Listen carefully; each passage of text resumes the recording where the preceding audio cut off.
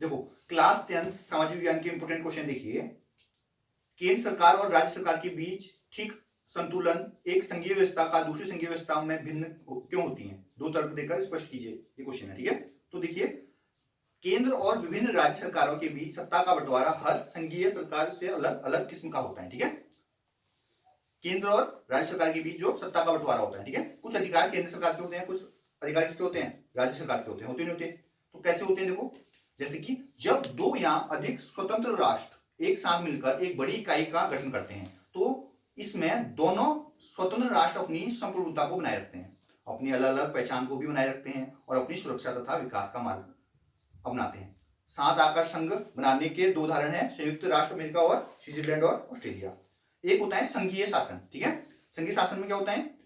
संघीय शासन व्यवस्था के गठन का दूसरा तरीका है बड़े देशों द्वारा अपने आंतरिक विविधता को ध्यान में रखते हुए राज्यों का गठन करना। ठीक है, क्या करेगा? आंतरिक विविधताएं के अंदर क्या क्या विविधताएं, कैसी कैसी वेरायटी हैं, उनको ध्यान में रखते हुए क्या करेगा? वो राज्यों का गठन करेगा, राज्य बनाएगा। ठीक है, फिर राज्य और राष्ट्रीय सरकारें के मध्य सत्ता का बंटवारा कर देगा। ठीक है, संघीय व्यवस्था की बात कर रहे हैं, जैसे कि हमारे इंडिया में भी है। ठीक है, संघीय व्यवस्था है। ठीक है, राज्य और केंद्र के बीच क्या है? सत्ता का बंटवारा है। ठीक है, कुछ ऐसे चीजें हैं जो केंद्र सरकार के अंदर आती हैं, कुछ ऐसी चीजें हैं जो किसके अंदर आती हैं? राज्य सरकार के अंदर आती हैं। ठीक है, जैसे कि एग्जाम्पल लेंगे, भारत हो गया, बेल्जियम हो गया, स्पेन हो गया, इसके प्रमुख उदाहरण हैं। इन व्यवस्थाओं में राज्यों को समान अधिकार प्रदान किए जाते हैं पर विशेष स्थिति में किसी किसी राज्य को विशेष अधिकार भी दे दिए जाते हैं। ठीक है, तो ये इंपोर्टेंट क्वेश्चन है इसका। अगला क्वेश्चन देखिए, संविधान द्वारा प्रस्तावित संघ सरकार एवं राज्य सरकार के बीच विधायी शक्तियों के बंटवारे की तीन सूची व्यवस्था का वर्णन कीजिए। तो तीन सूचियां कौन कौन सी हैं? संघ सूची होती है, राज्य सूची होती है, समवर्ती सूची होती है। ठीक है, संघ सूची क्या होता है? जिसमें केंद्र के अंडर में होती है जो, तो संविधान ने विधि का कानून निर्माण करने से संबंधित विषयों की तीन सूचियां बनाई हैं। इन सूचियों को बनाने का उद्देश्य केंद्र और राज्यों की सरकारों के मध्य विधि निर्माण संबंधी अधिकार क्षेत्रों को व्यक्त करना है। संघ सूची है पहली। इस सूची के अंतर्गत उन विषयों को रखा जाता है जिन पर केवल केंद्र सरकार ही कानूनों का निर्माण करते हैं। ठीक है, संघ सूची में कौन निर्माण करेगी कानूनों का? केंद्र सरकार। ये विषय बहुत महत्वपूर्ण एवं राष्ट्रीय स्तर के हैं। ठीक है, बहुत महत्वपूर्ण होते हैं ये विषय, और किसके स्तर के होते हैं? राष्ट्रीय स्तर के। संघ सूची में 97 विषय है। ठीक है, कितने? 97 विषय आते हैं इसके अंदर। इस सूची के विषय है ना, रक्षा, विदेशों के मामले, युद्ध और संधि तथा बैंक आते हैं। ठीक है, इसके अंदर कौन कौन सी चीजें आती हैं? रक्षा, ठीक है, विदेशों के मामले, युद्ध और बैंकिंग। और दूसरा है राज्य सूची।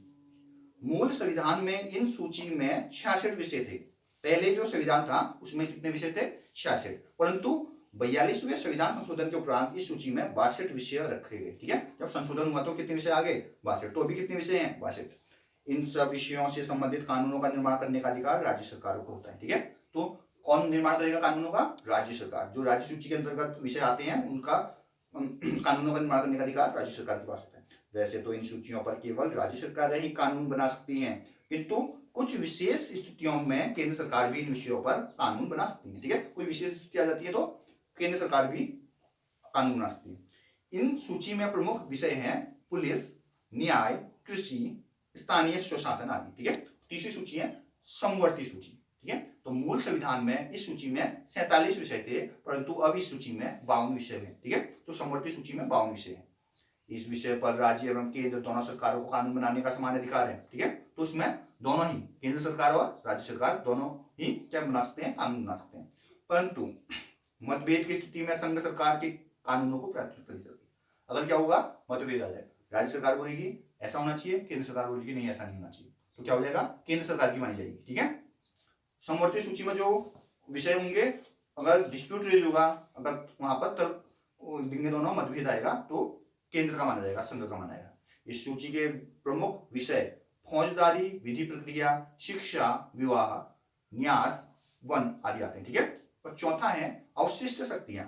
यदि कोई विषय उपयुक्त तीनों सूचियों में सम्मिलित न हो तो वह अवशिष्ट विषय कहा जाता है। ठीक है, अगर तीनों ही सूची, संघ सूची, राज्य सूची और समवर्ती सूची में कोई विषय नहीं आता है तो किसमें आएगा? अवशिष्ट शक्तियों में। उस पर कानून बनाने का अधिकार केवल संघ सरकार होगा। किसको होगा? संघ सरकार को। अतः इन सूचियों के विवरण से स्पष्ट हो जाता है कि केंद्र सरकार एवं राज्य सरकार के विधि निर्माण से संबंधित अधिकार क्षेत्र पृथक पृथक हैं। इन विभाजन के आधार पर यह स्पष्ट होता है कि केंद्र सरकार राज्य सरकार की तुलना में अधिक शक्ति संपन्न है। ठीक है, केंद्र सरकार को ज्यादा शक्तियां प्रदान है, ये पता चलता है इससे। यद्यपि समवर्ती सूची के विषयों पर कानून बनाने का अधिकार दोनों सरकार को के पास है। ठीक है, किंतु सामान्यतः इन विषयों पर संसद ही कानूनों का निर्माण करती है। मतभेद होने की स्थिति में संघ का कानून मान्य होता है। अगला इंपोर्टेंट क्वेश्चन है, संविधान की संघीय व्यवस्था क्या है, इसकी विशेषता क्या है। ठीक है, तो यहाँ संघवाद क्या है, ऐसा करके भी क्वेश्चन आ सकता है। ठीक है, या इनकी विशेषताएं भी पूछ सकते हैं। तो संघवाद क्या है? संघवाद संवैधानिक राज्य संचालन की उस प्रवृत्ति का प्रारूप है जिसके अंतर्गत विभिन्न राज्य एवं संविदा द्वारा एक संघ की स्थापना करते हैं। ठीक है, इस संविदा के अनुसार एक संघीय सरकार एवं अनेक राज्य सरकारें संघ की विभिन्न इकाइयां हो जाती हैं। ठीक है, तो क्या होगा? संघवाद संवैधानिक राज्य संचालन की उस प्रवृत्ति का प्रारूप है जिसके अंतर्गत क्या आता है? विभिन्न राज्य एवं संविदा द्वारा संघ की स्थापना करते हैं। संविधान की संघीय व्यवस्था के बारे में बताते हैं। देखिए, स्वतंत्रता प्राप्ति के उपरांत भारत में जिस संघीय व्यवस्था को अपनाया गया वह ब्रिटिश शासन व्यवस्था में अपनाई गई व्यवस्था का ही प्रारूप है। ठीक है, तो जब आजाद हुआ भारत, स्वतंत्र हुआ, तो उसके बाद जो संघीय व्यवस्था अपनाई वो कहां से ली गई थी? ब्रिटिश शासन व्यवस्था से। ब्रिटिश शासन व्यवस्था में भारत में केंद्र के पास अधिक शक्तियां थी तथा उनका अनुसरण करने में भारतीयों को कभी कोई आपत्ति नहीं हुई। ठीक है, केंद्र के पास ज्यादा शक्तियां थी तो कोई आपत्ति नहीं हुई भारत वालों को। भारत की एकता तथा अखंडता को बनाए रखने के लिए भी शक्तियों केंद्र की आवश्यकताओं को महसूस की गई। ठीक है, अखंडता और एकता। ठीक है, पूरा भारत एक हो और अखंड हो, इसके लिए केंद्र के पास शक्तियां होना जरूरी है। संविधान के निर्माताओं ने विगत अनुभव के आधार पर राज्यों को केंद्र की तुलना में कम अधिकार प्रदान किए। ठीक है, अगर राज्यों को अधिक अधिकार हो जाएंगे तो राज्य अपने मनमानी कर लेंगे और ज्यादा डिस्प्यूट रेज होगा तो राज्य अलग हो जाएंगे देश से, समझ लो। इसलिए किसको ज्यादा पावर दे देगी? केंद्र को, शक्तियां केंद्र के पास ज्यादा रही।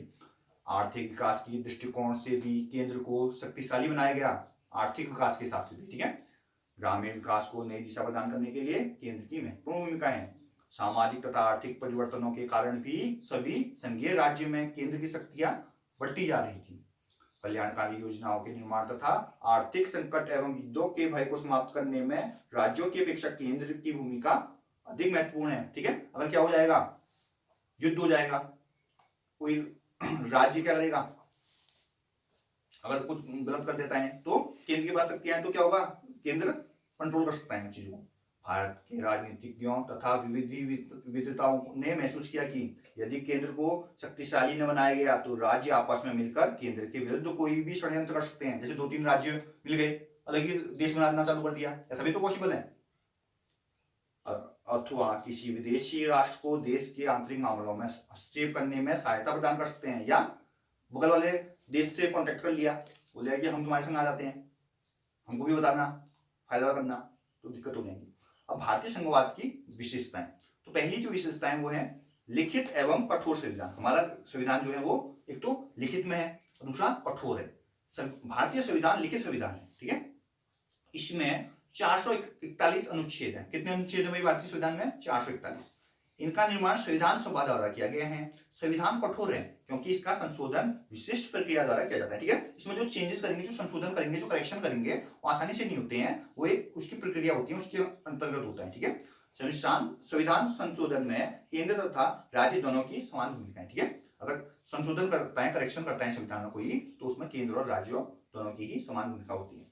शक्तियों का विभाजन, संविधान द्वारा केंद्र तथा राज्य में शक्तियों का विभाजन किया गया है। ठीक है, संविधान में क्या किया गया है? केंद्र और राज्यों की शक्तियों का विभाजन किया गया है। हमने अभी पढ़ा था ना, 3 सूचियां बनाई गई हैं। कौन सी? केंद्र सूची, राज्य सूची और समवर्ती सूची। और एक और है जिसको अवशिष्ट शक्तियां बोला था हमने, जो केंद्र को प्रदान की गई है।